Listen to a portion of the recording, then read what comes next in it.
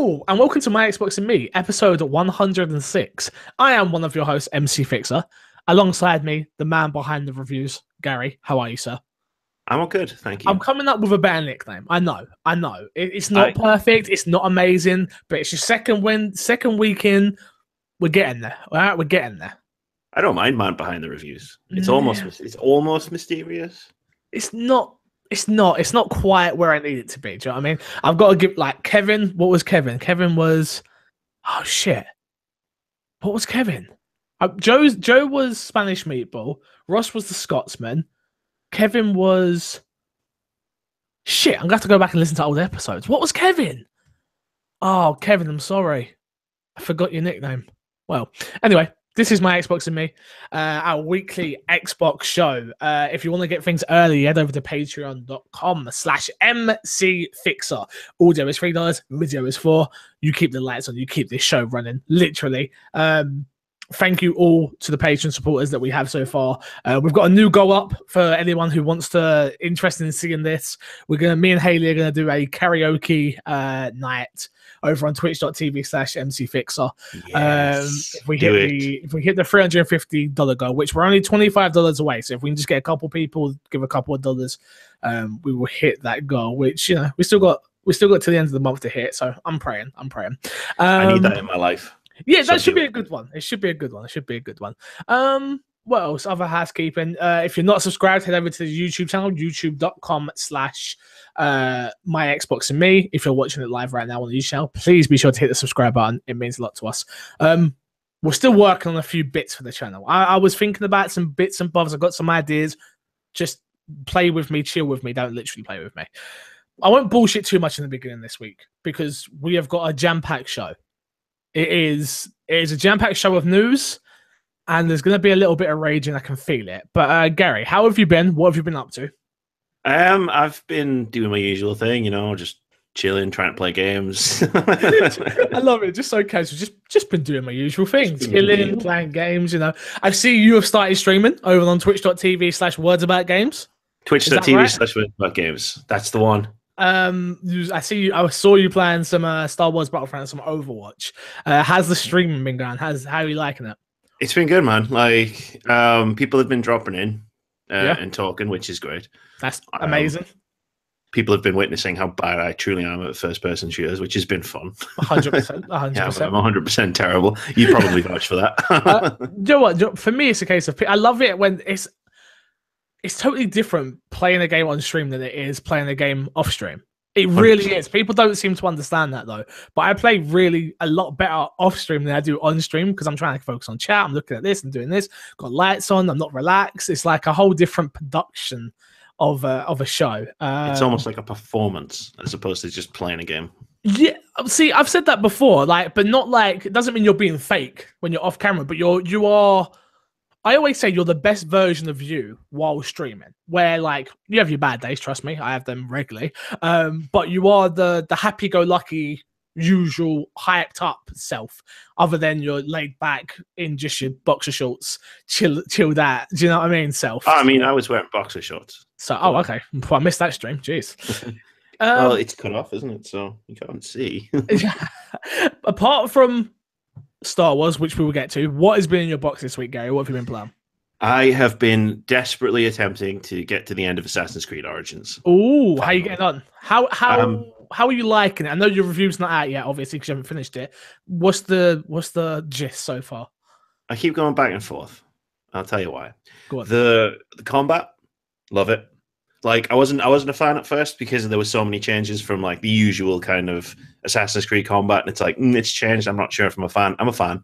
Yeah, I've played 20-ish hours now, so I've gotten used to it now. Okay. I love the stealth. I love stealthing around the the forts, the villas, the compounds and stuff. Although the AI, so stupid, so easy to game the AI when you're in stealth. Yeah. I think that's stealth games though, isn't it? They have to be predictable to a certain degree, otherwise it becomes too hard. And Assassin's Creed isn't hard. It's not a hard game. That's true. Yeah, absolutely. It's not like a Hitman or a Dark Souls. But yeah, no, I'm enjoying it. So when I see the AI do dumb stuff, I just kind of go, funny as opposed to. I had the same experience with the game. I've been playing it as well, and I've not my Xbox, as everyone seems to keep calling it, because we keep talking about how I want an Xbox One X but cannot afford one. But everyone keeps calling my Xbox the VCR Xbox, and that Xbox has literally crashed on me 5 times while playing Assassin's Creed. I don't think it's just you, because I've been having the same issue. I think I've been having the same issue you have. It's not crashing though. What's happening is, to me, the game's freezing, almost like it's like locking up. But no, I've had actual crashes on mine. Right. Like literally, my whole Xbox has just gone. It does the yeah, mine does the same, but and then that's it keeps going. Yeah, no, mine doesn't keep going. Mine does, yeah. Have you got a S or have you got a? I've got an S. Yeah. See, there you go. Your S is like, no, we can do this. My VCR is like, hell no, fix. So buy a new Xbox, please. I'm still enjoying the game so much, dude. It is up there from one of my game of the year so far, and I have only scratched the surface. You saw I was streaming it the other day. I'm not far into the game at all, story wise, but I must have about 15 hours on the game already, and I've literally just been hunting. I play the game and just go hunting to upgrade all my gear, and I love it. I just really, really, really, really enjoy it. I agree with you. I love the combat now. I feel like they finally have fixed me not running up a wall and it jumping me through a window or jumping out of windows for no reason, that type of thing. The one thing I will say is, again, my Xbox there are a few glitches here and there. I've had a few problems here and there, but it never, because the game's so good, I don't really get frustrated with that. Where if a game's only mediocre, I'm like, this game should not be over this. I start marking it down a little bit more. With this, I love the world. That this is one of those worlds that I'm like, wow, I just want to walk around and experience, and I just want to learn. And I actually said this the other day that I'm not the smartest person in the world, and I'm not very well educated, but this Assassin's Creed game makes me want to be more educated on Egypt, like just little things I didn't know that I've learned from this game, which some people probably laugh at, but like I didn't know cats were that sacred in Egyptian times. But just because I didn't pay attention at school, I didn't pay attention to history, nothing appealed to me. School didn't appeal to me ever. So there's super like common knowledge things that people know that just went straight over my head. So that was like, oh, I didn't know that. And then you learn that from this. And then like there's little things, and like to see how parts of the world is so poor and parts of the world are so rich and parts of the world are so, it's just really, really interesting. Like the world tells a story in itself other than the story in the game, I think. It's a great recreation of ancient Egypt. I really, really enjoy it. I mean, like most of my knowledge of ancient Egypt comes from having watched Stargate. Oh, so. Okay. like I know about that from, a sci-fi show. I was playing football. Fair enough. I was watching TV. But I'm 100% with you. The world is great. I love exploring it. I do run into glitches and bugs. I've captured a lot of them on stream. I'll try and put some of them in the review when I get to do the review. Weird stuff like a god at one point fell through the floor and just started vibrating, but I'd marked him. So I was like looking at him from a distance, and I could see the white outline, and he was just going like, and I was like, "What the hell? What's going on here?" Yeah, that's great. Stuff like that. But again, because I'm enjoying the game, like I will still bring it up because I'm reviewing it. But it's not like that's stupid, that's bad. It's like, what the, like, what's happening over here? And then you get to it, and you just go, that's what happened. Lol. Shout out to Mr. Moody in chat. He has reminded me that Kevin was called the man scared of the camera. That is correct. I remember. He was scared of being on camera. Thank you, Mr. Moody, for the update there. Yeah, what else have I been playing? What else? I played a little bit more Fortnite. The PUBG ripoff. Kresh wanted to play it for some reason. He was interested in it, and I was like, yeah, sure, why not? What have I got to lose? I didn't mind it. It's nowhere near as good as PUBG, in my opinion. But it definitely is a kids-friendly version of PUBG, so... I've played it a bit. I played it when we did that 25-hour live stream, and I wasn't keen. Yeah, to be fair, it's okay. That's really all I have to say on it. It's okay. I can see the appeal to some people. I can see why people dislike it as well. I personally love the idea of the building mechanic in Fortnite's base game, but I don't like the building mechanic in the Battle Royale mode. because I don't like the fact to revive someone. It's like, fix a throw up a barrier. I'm like, no, what are you talking about? I'm so used to, I've got 300 plus hours on PUBG. There is no barriers. If I've shot, you better get behind a fucking tree because I'm going to come pick you up from there. Do you know what I mean? Like, there is no barriers. You can't throw out walls and you're not collecting wood and stuff. That's what I do in Minecraft and Rust, not in Battle Royale games, but each to their own on that one. Am I missing anything?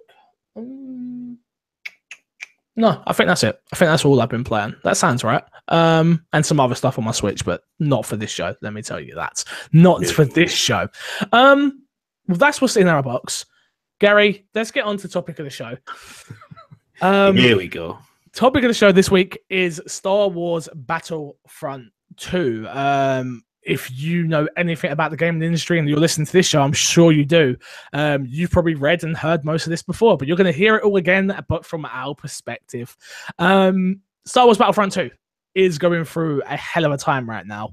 The game that promised so much and has delivered so little, in some people's opinions. I have not played the game.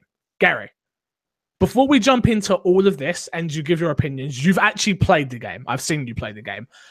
Just from the consensus of the multiplayer that you've played, I'm not sure if you played the single player. Let me know if you have. I've just played the multiplayer. Okay. Forget about all the loot boxes and the stupid community teams and the damn votes on Reddit, all the stuff we're about to get into. The game itself, the gameplay, the game, the art style, the audio cues, the world building. Is this a good game? Oh God! Because I want to be very clear here with people, because again, we've had so many people who have wrote in and said, "I've bought this game because of your opinion. I've bought this because of this opinion. I've done this because of this."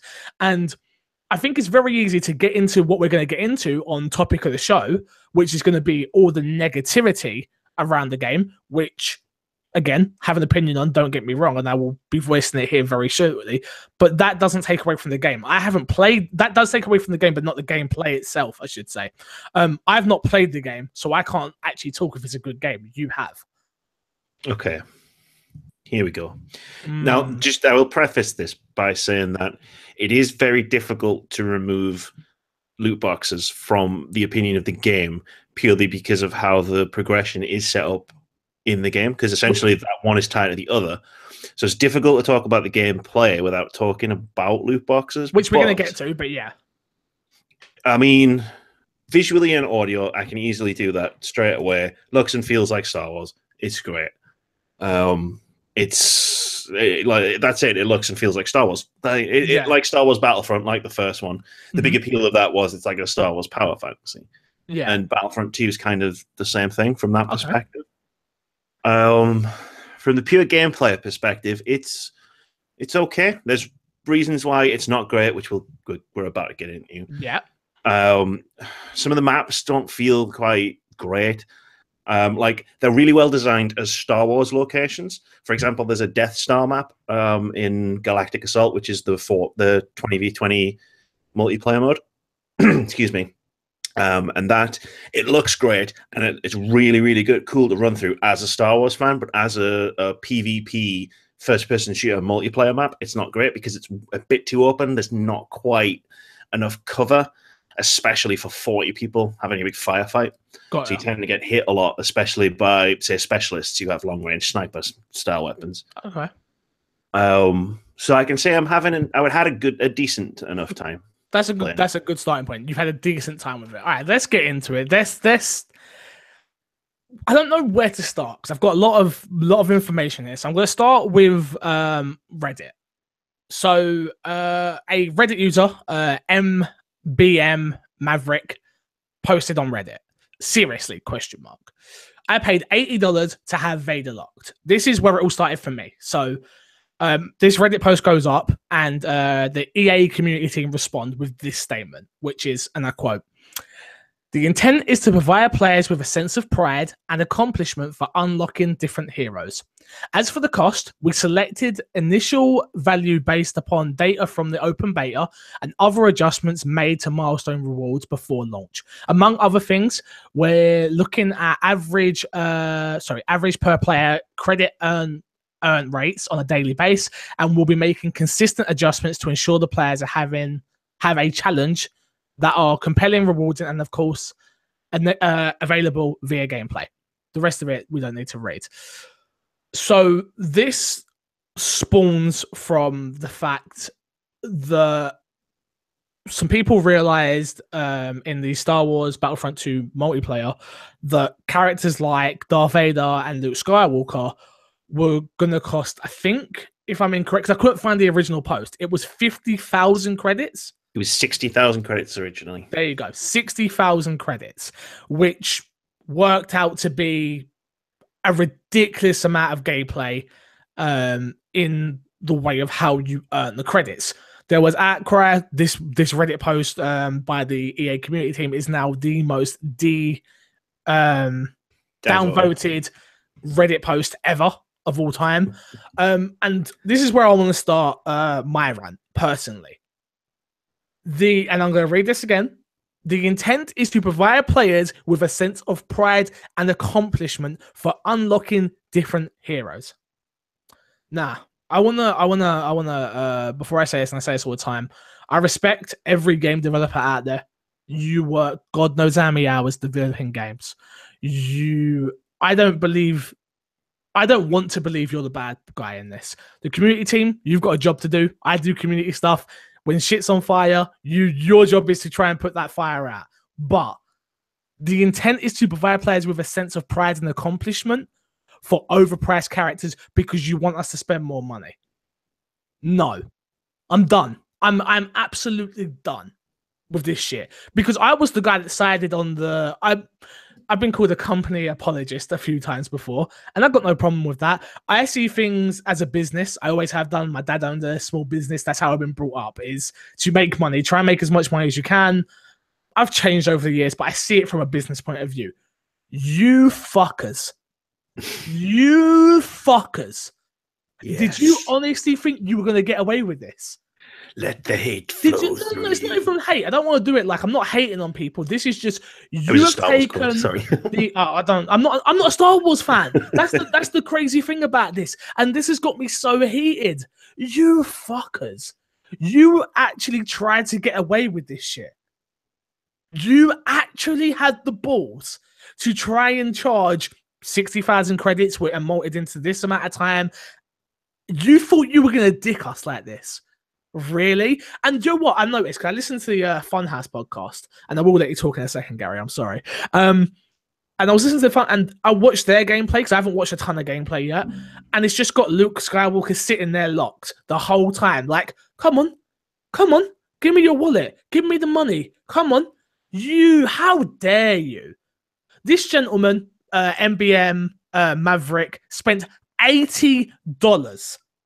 80 of his hard-earned dollars on your video game, which I wouldn't have given you $80. I would have bought the base game, which would have been $60 or £50 for us or whatever. And he can't even get Vader. He spent $80 and can't get Vader. You fuckers. Like, I don't know where you guys get off on some of this stuff, but how dare you?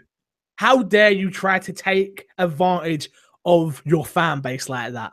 I think it's despicable. I really do. And we're going to get into more here, but Gary, initial thoughts on that post. How did that make you feel? I mean, first of all, I just want to say that I feel very privileged to have been here and seen that response from you, because I don't feel like we don't get that kind of response from you very often. So because I do side with usually the companies, the big companies and stuff, because I get it. It's a business. Games are not cheap to make. I understand that. But this is a blatant. You're trying to nickel and dime me. It's not even a sneaky way. No, not like Ultimate Team, where like they give me the promo pack comes up and I'm like, no, I'm not giving you the money. I get it, you're an arsehole, yeah, and you want my money more. I get it, but no, I'm not giving you it. But this is despicable, dude. Oh, 1,000%. Well, I'm well in agreement with you here. Like this post, I read this post after I'd played the game, so I'd already experienced a little bit of what was going on, because obviously the progression is 100% completely tied into loot crates. So obviously I have to open loot crates to get more powerful stuff, right? And so I managed to get about 8,000 credits, sort of in my first run through, which is enough for there's 3 different loot crates, and the one that you want is the trooper crate, because that supposedly is geared towards the 4 basic classes that you're going to be playing the majority of the time. Got ya. If you're playing like Galactic Assault, if you're not playing like Galactic Starfighter Assault, whatever it is. And so I opened my first trooper crate, hoping to get cards for the heavy, which is the class that I've been playing. It was the one I clicked with. And in the crate was 3 normal cards and 1 uncommon, right? And the uncommon I got, the uncommon card, the one that was more valuable and more powerful than everything else, was a card for Emperor Palpatine, who 1 is a hero character, and 2, I was going to have to spend 40,000 credits to unlock at the time. Like, are you fucking kidding me? Like, there's more, and let's get into it a little bit more, because I don't think, like I say, this is what I want to like seriously say again, and I need to keep saying this. I am not angry at the developers for this, unless it was their choosing to do this. 99% sure that this was EA, not DICE. I'm not angry. Even EA to a certain degree. I get it. You're a business. You're going to make mistakes. I make mistakes in my business all the time. We are all human beings. But this doesn't seem like it's coming from a place of oops, we made a mistake. This seems like it's coming from a place of, we're going to try this. And we're going to see how much. All right, give me your hand. I'm going to bite down on your hand, and you tell me when it starts to hurt. Let me just keep biting and keep biting and keep biting. Oops. Oh, that was too much. Oh, okay. Okay. It's actually, to me, it feels like the opposite. It feels like what they did was they bit down as hard as they could. And what they're trying to do now is they're trying to loosen the bite to the point where it doesn't hurt anymore. See, the reason I say they're biting down slowly is because we've already had this. For me, I've been playing FIFA and other games like this, so it's like I'm already used to microtransactions in EA games. Yeah, and so for me, it's a slow like, well, here's your packs and buy FIFA points, and then it's here's your NBA one and buy those points, and then here's this game, here's the Mass Effect and buy those points. Like, I'm gonna keep buying and keep buying, affordable. If you want that, I'm still not opposed to microtransactions. If you want to do that, that is your business. If you want to put your hard-earned money in to get better things than other people, fine.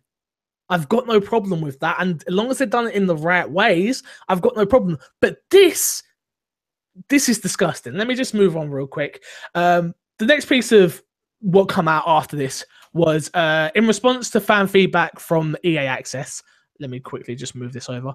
To the EA Access, early access for everyone playing. Star Wars Battlefront has now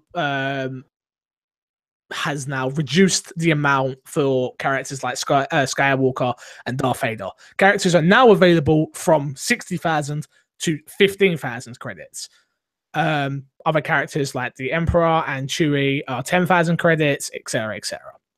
So they did this thing where, and they got me, Gary. They fucking got me, dude. This is why I'm so angry, because they did this thing where the headline, and I am a guy that reads headlines, and I don't always dive in deep enough. So the headline is EA reduces by 75%, and I'm like, all right, you're assholes. Don't get me wrong, because you did this in the first place, but you see you did something wrong, and you fixed it. Oh no, you didn't. No, did you? Because in one way you did, and I'm still more for this option than the last option. Let me put that out there right now. But you reduced it to this price, but you also reduced the rate in which we earn the credits. We went from earning 20,000 credits at the end of the single player campaign, which reviewers have spoke about, to now earning 5,000 credits.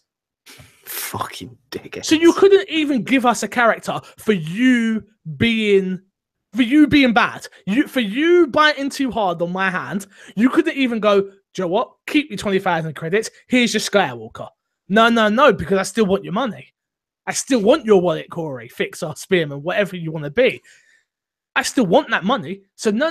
We're going to reduce it. So yeah, it's more achievable. But no. You're not going to just get this. We're not just going to give you a character.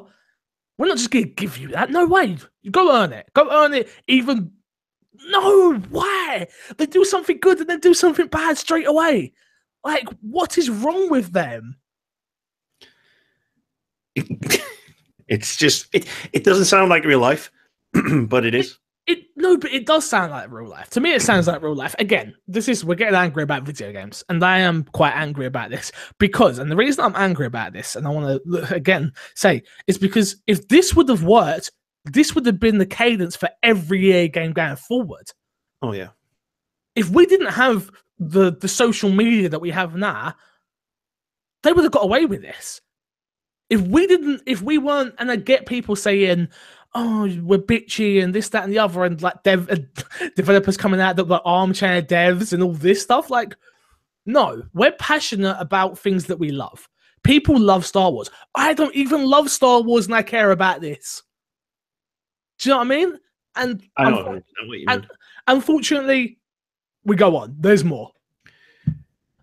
So, next thing comes out.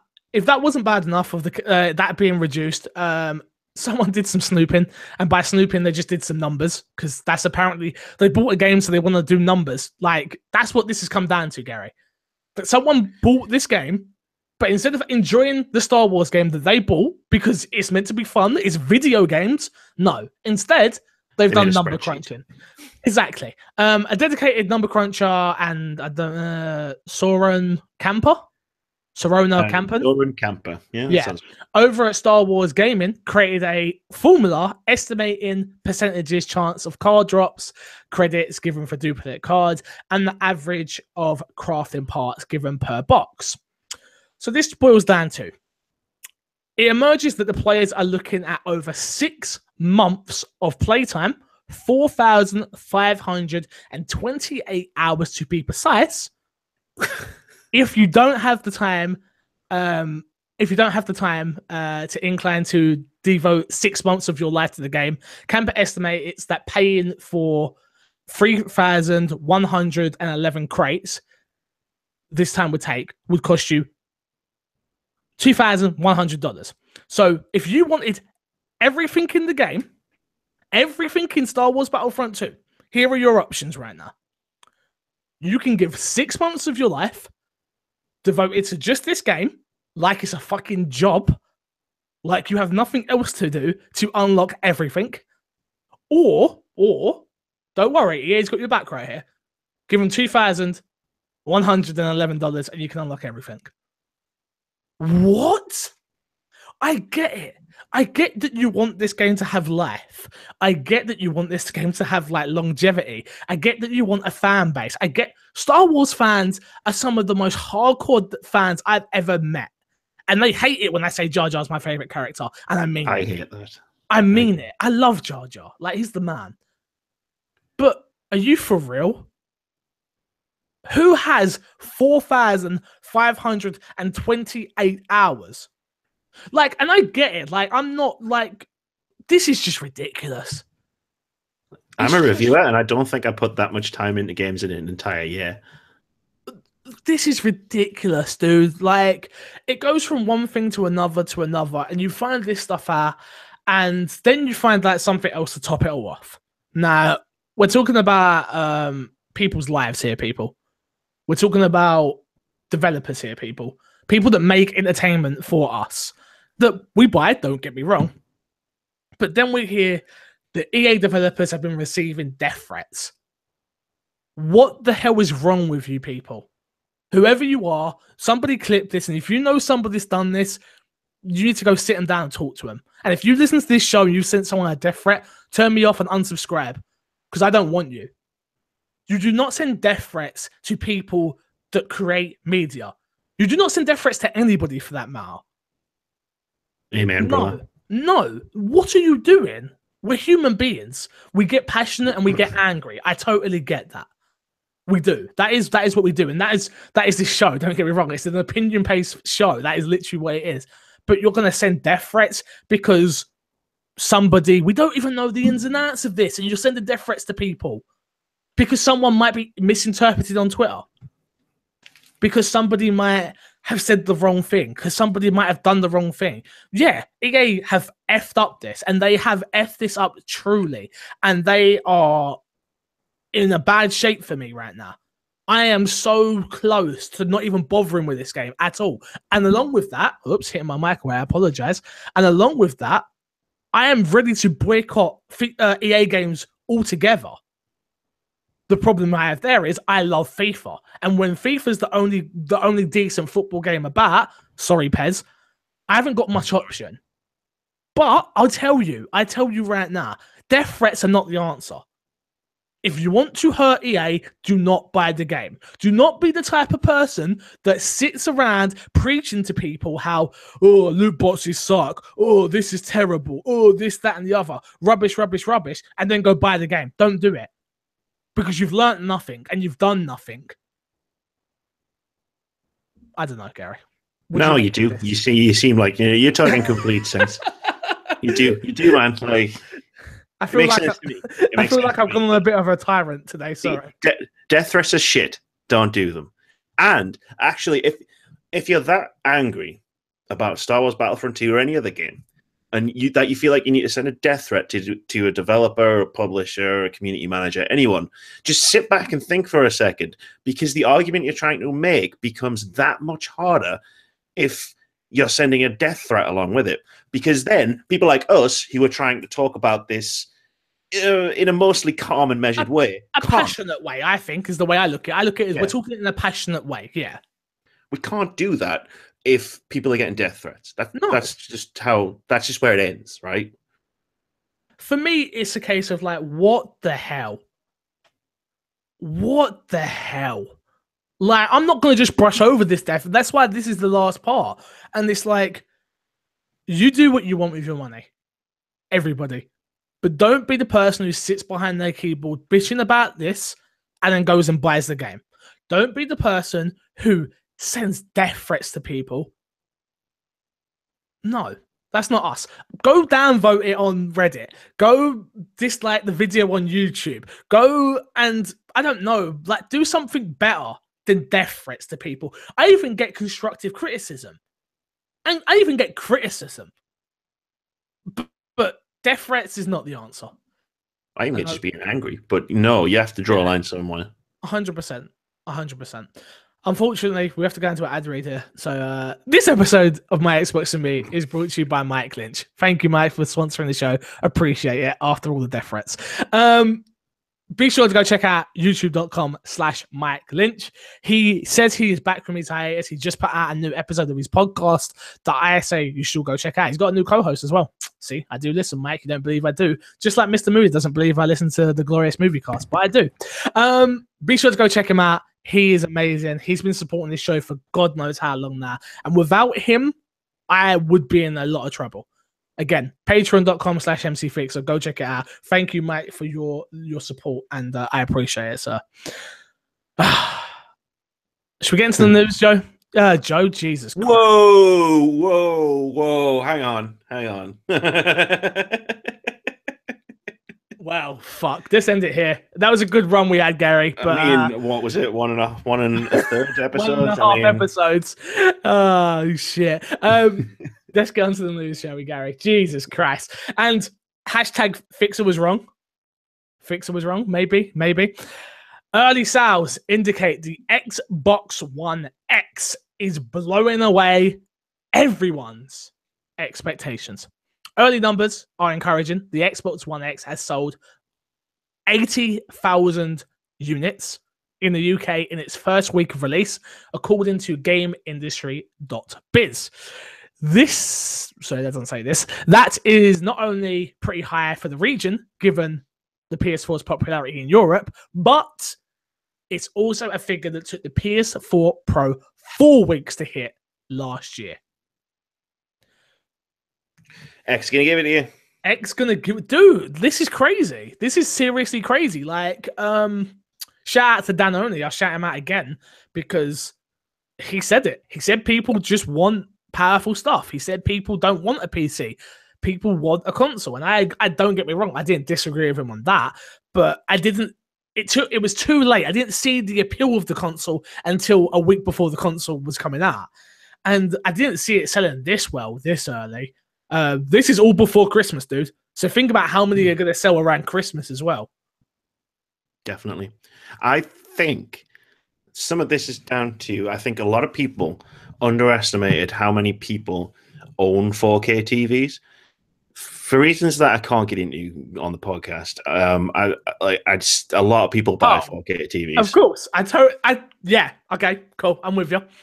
Because it's more or less when you're going to buy a TV, unless you're looking to buy a super cheap TV, even if you're looking in the mid range, it's actually fairly standard now. It's actually more likely that you'll buy a 4K TV than a normal, like a full HD TV. Do you know what I think it is? I think there are people on the PlayStation side of things, like whoever, that have gone, I want an Xbox. Oh, look, they brought out the pro version of however they think of it, the pro version of the Xbox One, like the One X. Oh, well, I'm not going to buy an original. I might as well buy this. And some of those people have waited until this has come out, because you've got to think that it was announced the same time as the S was announced. There's like, well, I'm not going to buy an S knowing that there's an X coming out. I'll wait for the X to come out. Then I've got both consoles. People are buying multiple consoles nowadays. Usually, it used to be, and I know more people like it than I ever did. It used to be that you bought a Nintendo console and either or Xbox or PlayStation. I really do think we're at a place now where people are picking up everything. Gaming is so popular now, and I feel like a lot of PlayStation gamers are like, well, why wouldn't I pick this up? I'm not saying they're going to use it just like the way they use their PlayStation, just like if I owned a Pro or I own a PS4, but I don't use it like ever, but I use it when a good exclusive comes out. And if any of those people are listening to this show, go play Sunset Overdrive because it's amazing. Don't care what anybody says. Can confirm, it's amazing. Hey. Gary, let's talk about EA a bit more. Yay! EA. I bet Respawn are regretting this one. No, probably not. But EA buys Titanfall developer Respawn. Respawn Entertainment, the studio behind Titanfall franchise, is being bought by EA. Both companies are already working together on several projects, including a VR game, a Star Wars game, oh no, and a new title in the Titanfall franchise. EA announced the acquisition today, saying the move builds on successful publishing partnership already in place between the two companies, and Respawn CEO Vince Zampella said the move, and I quote, brings the resources and support his company needs for a long-term success. We're excited to combine our strengths, he said, of the acquisition. The company was bought for, it worked out to be, oh man, I've got the wrong numbers here. No, I haven't. EA is paying 151 million up front for Respawn, with an additional 164 million in a long-term equity payout over the next 4 years. It worked out to be something like 400 million. 455 million. Is that what it is? 455 million pound. Based on potential bonuses and stuff like that. I actually tells you how much I know. I actually didn't know EA didn't own Respawn, which makes sense they didn't, because they spun off the Call of Duty team. They, like, the people that made Call of Duty spun off and made their own studio. Makes sense. This is an interesting one. Well, this was triggered by who was it? This was triggered by somebody else trying to buy them. But had first refusal. Oh, okay. That makes sense. I can't remember who it was off the top of my head now. But there was another big company. It wasn't one of the biggest ones. It wasn't like Warner or Activision. It was like they would go to Activision, but it was like a mid-tier publisher tried to buy them. EA got first refusal and decided to buy them themselves. So here's an interesting one. Why didn't Xbox go for them? Even if Xbox had gone for them, I think it would have still triggered the first refusal. Yeah, but first refusal still comes down to more money. Yeah, EA has to offer them. Basically, EA gets the right of refusal. If they say, no, we don't want to buy them, anybody can buy them. But if they say, actually, they have to buy them at that point. Gotcha. Okay. If they didn't, then anyone's free to buy them. I mean, it would have made so much sense for Xbox to buy them, right? Titanfall, the original one, that was an Xbox exclusive back in the day. I mean, they never would have had a chance, but it would have been a smart move for them. Like we were talking about last week with IO Interactive, right? It would have been a smart move for them to at least go for it. Still chance of IO, still chance. I don't think they want to be owned though. I feel like they want to like work independently for a little while. Yeah, I feel like they've got a good thing going there and they know it. They're going to come up in the show a little bit later, so keep it tuned. Next piece of news is actually a really sad piece of news. And it is a really sad piece of news because I only just got into this game on a serious level. Disney shuts down Marvel Heroes. Today, Marvel, under Disney, said that it is ending its relationship with Gazillion. Is that right? Yep. Entertainment, who makes Marvel Heroes. In an email, a Marvel representative wrote, and quote, "We regret to inform you, our Marvel hero fans, that we have ended our relationship with Gazillion Entertainment and that the Marvel Heroes game will be shut down. We would like to sincerely thank the players who joined the Marvel Heroes community and will provide any further updates as they become available." Mr. Moody says in the chat right now, no more purple thingies. And Haley was really upset. I actually read this story to Haley.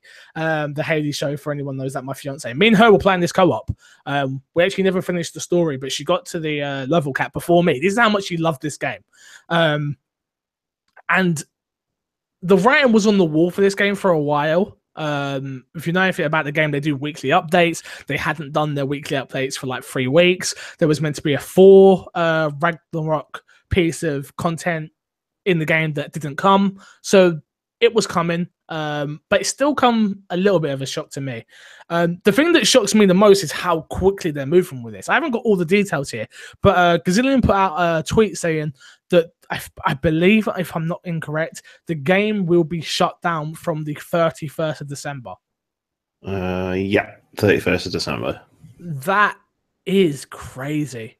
Dude, this is like literally this game is going to disappear. Done. No more. You will not see it ever anymore. Done. Video games in 2017, man. It's crazy. I don't know. This is what happens with licensed properties, though. When it's not your own IP, this is what happens. Disney were like, well, this ain't making enough money. No, thank you. Why do we have this? Why their contract, Gazillion's contract must have been up on the licensing that it had with, who had the license before, that they had with Marvel, I should say, sorry. And then Disney were just like, yeah, nah, we're getting rid of this. We're getting rid of this quick time. Did you ever play Marvel? No, I never played it. But I mean, I always find it a shame when stuff like this happens, even if I've played a game or not, but I've never played it. The bad news, good news situation for you that hasn't played it, or anyone listening who hasn't played it. Bad news is obviously the game will be shutting down very, very soon, 31st of December. Good news is, I suppose, for you guys is if you do want to play and get those sweet, sweet achievements, you can actually play the game free to play, and literally they're going to be letting all the characters be free. So you can literally play as anybody, where that wasn't the case, obviously, in the base game. It was a free-to-play game that you bought characters and stuff. So my Spider-Man that I will have to swim with him one more time. So before, what I might even do, I might even suggest we do a community game night on Marvel Heroes Omega, just so we can all jump in and fuck about one last time in the game before it shuts down. Sounds nice. Next piece of news. Marvel delays, not a game, don't worry. Nope. Marvel delays Xbox Avatar overhaul until at least early 2018. After Microsoft. promising, what did I say? Marvel. My apologies. Microsoft, Jesus Christ. I'm still hyped on the EA rant. After promising users at E3 that the revamped Xbox avatars would finally be making a reappearance this fall, Microsoft has backed off, now saying the popular animated icons won't be showing up until 2018.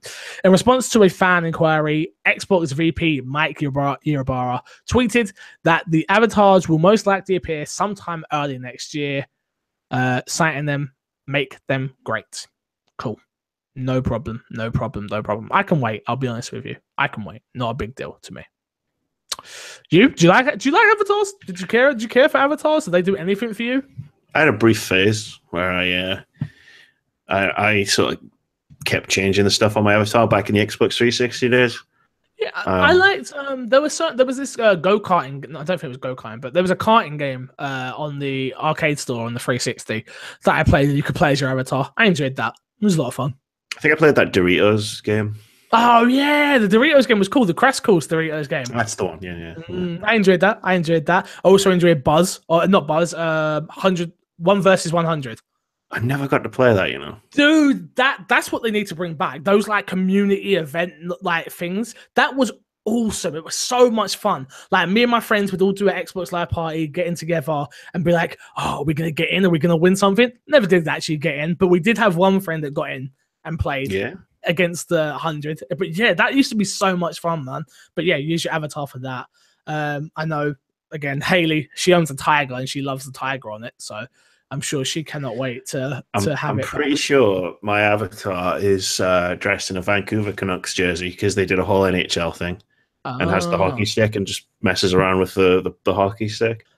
All I remember, I'm pretty sure, I think it was, there's one, I've got a Resident Evil, some sort of Resident Evil avatar thing, but my character is dressed in blue jeans, white plimsolls, and a cardigan. Because back then I used to dress a different way to how I dress now, which was always cardigans. I used to always wear cardigans and white plimsolls that I used to buy from Primark. So shout out to Primark. Yeah, I was very different back then. I'll be honest with you. Still a gamer, but just doing music full time, and yeah, a cardigan wearing gamer.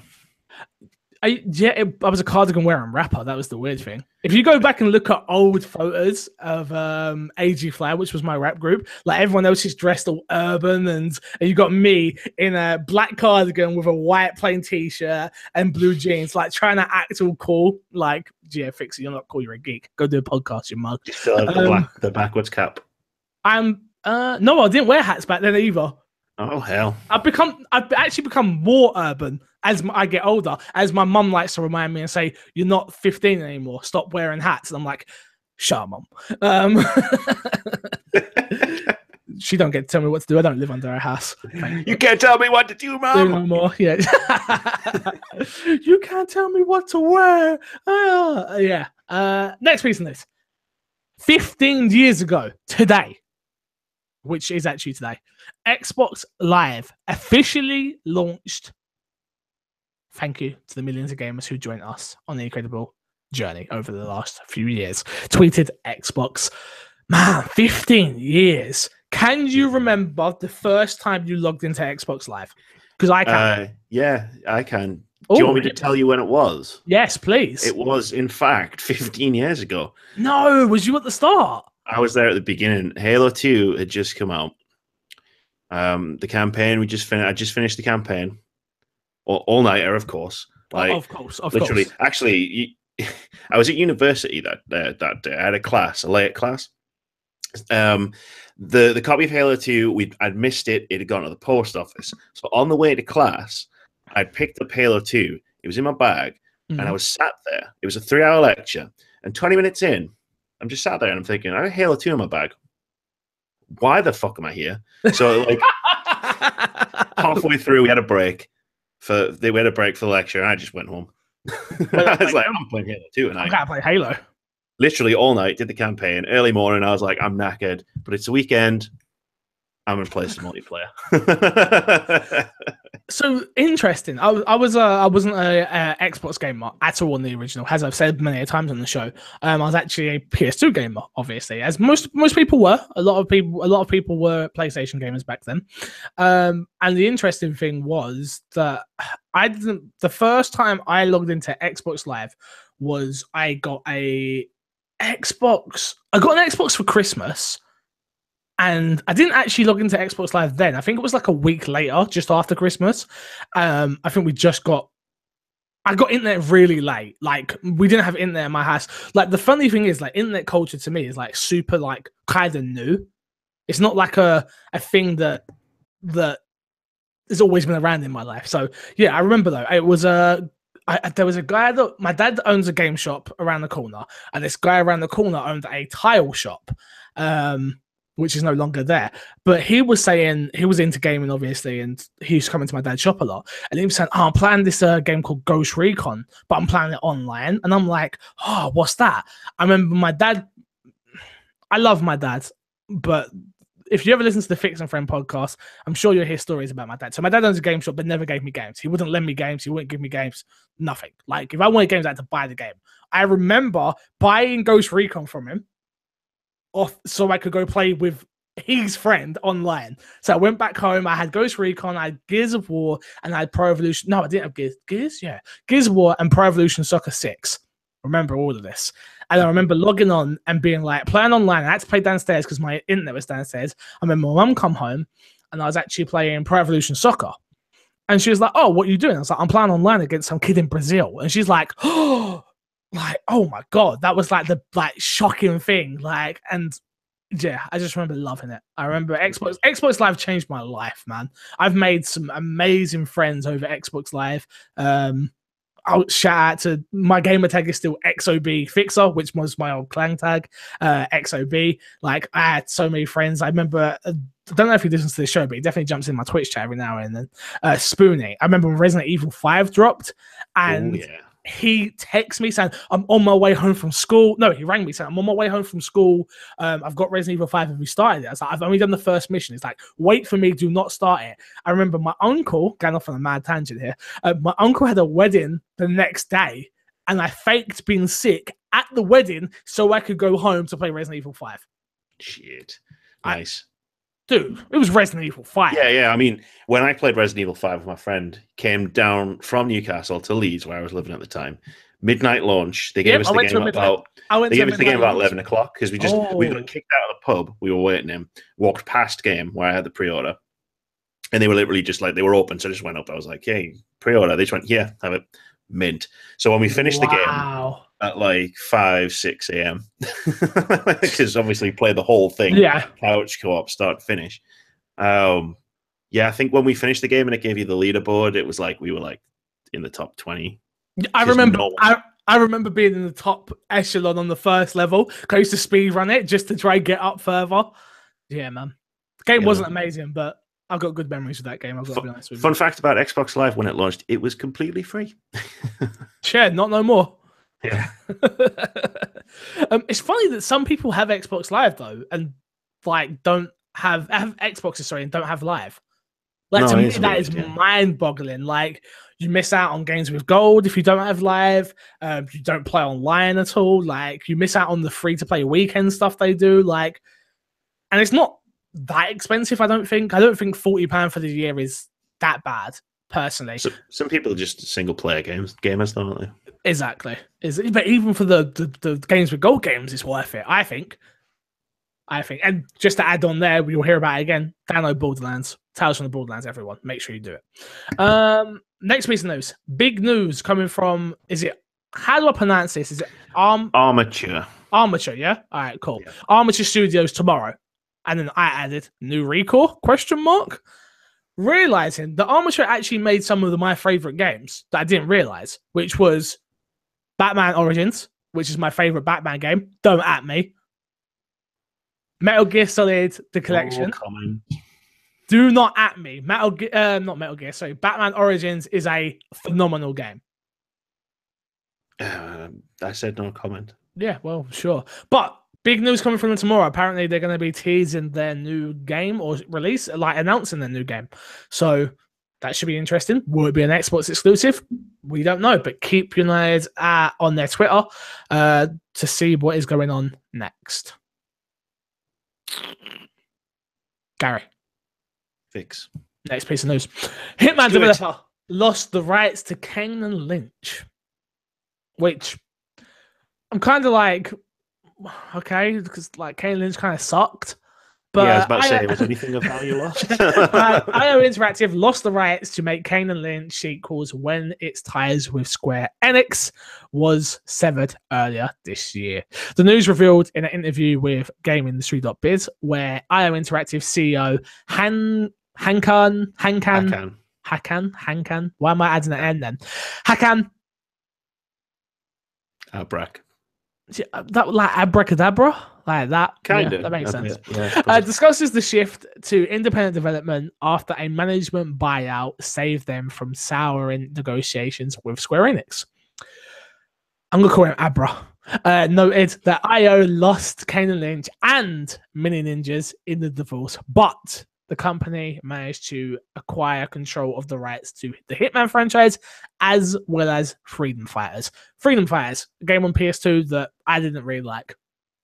Remember me and my brother playing the multiplayer against each other and be like, this kind of sucks, but yeah, sure. Hitman, though. Hitman for Mini Ninjas and Kane and Lynch, yeah. I'm fine with that. Yeah, 100%. Dude, like, you got the best end of the deal there. I believe so. Even with Freedom Fighters, I'm sure if you want to do something like that, okay, cool. But is it too late to give Freedom Fighters back as well? I suppose it's better to have than not have. Games with Gold, Trackmania Turbo, November 1st to November 30th. Tales from the Borderlands, November 16th to December 6th, 15th. Jesus Christ, Pixel. Nights into Dreams, November 1st and November 15th. So you can no longer get that. I apologize. That's on me.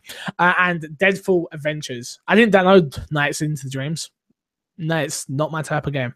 Deadfall Adventures, November 16th to November 30th. Gary, should we jump into my sack?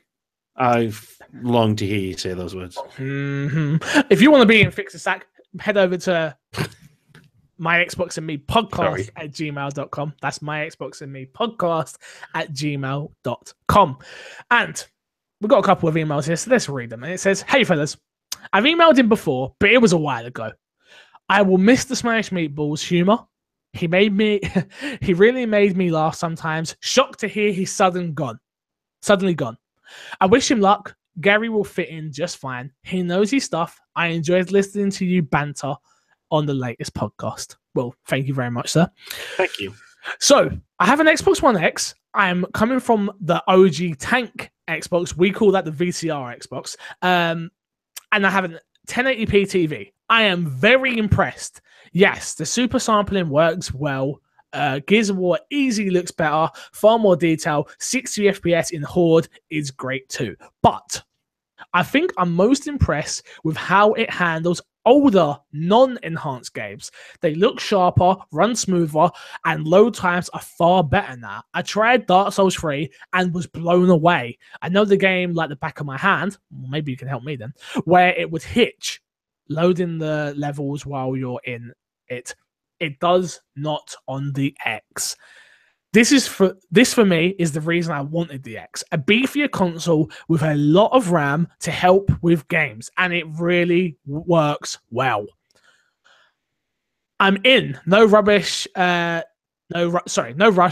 a 4K TV now. Well, this is going long, so I'll leave it there. Take care, guys. Rich. P.S.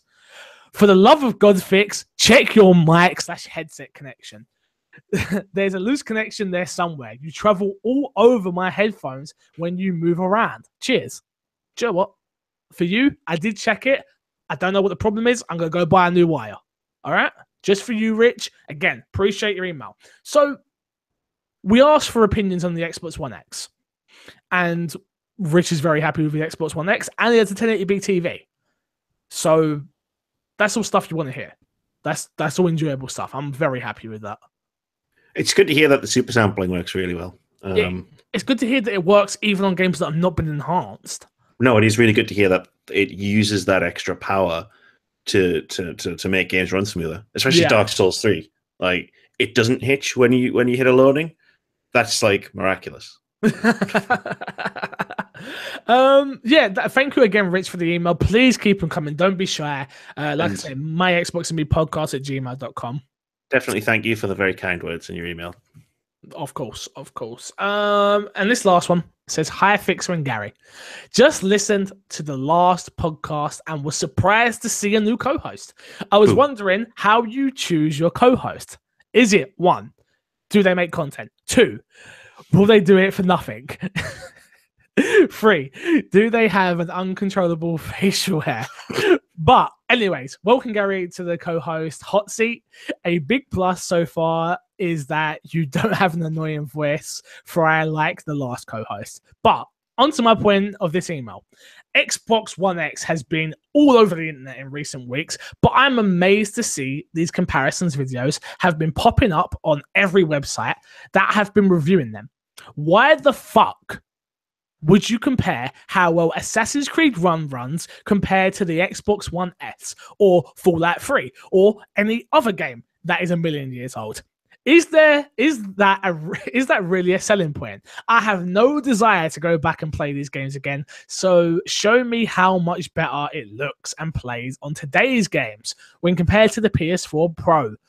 Most sum up, do you want better games or better visuals? And that sums it up for me. I want games consoles, not a visual console. Thoughts, as always, love ya, proper BO. So, interesting, these two emails coming together this week, Gary. With one person saying how much they love their old games and how they look amazing, they run better, this is why he bought it, and one person going, nobody cares, is this really a selling point? At Proper BO, I think the email before has 100% proved that, yeah, people care about their old games. Not me, per se. I only care about Resident Evil Code Veronica X coming to the Xbox One X, please. Backwards compatibility. But I think we've literally just read out the reasoning. It runs better, it feels better, it looks better. Why would you not want that? Like, there's no reason to not want that. And for me, it's a case of, how do I pick my co-hosts? Like I say, I said this before, I said it last week, I'll say it again this week. Gary was always meant to be coming on board as the third host on the show. So bringing Gary in was a no-brainer. He has great knowledge on games that I don't play. He has great knowledge on the industry itself. He's well-spoken. I need someone to counteract me. I am the brash, I swear a lot, people like me for my personality, and I sort of just talk a load of shit, where Gary comes in and actually has the facts and corrects me on my reading, spelling, etc., etc. I'm also brash and swear a lot. No, you do, but you do it in such an elegant way. Thanks, man. No one's ever said that about me before. I think for me, how do I pick it? It doesn't come down to will I do it for nothing. That definitely is one reason to a certain degree. Wait, I'm not getting paid. Well, it's more a case. Shut up, you.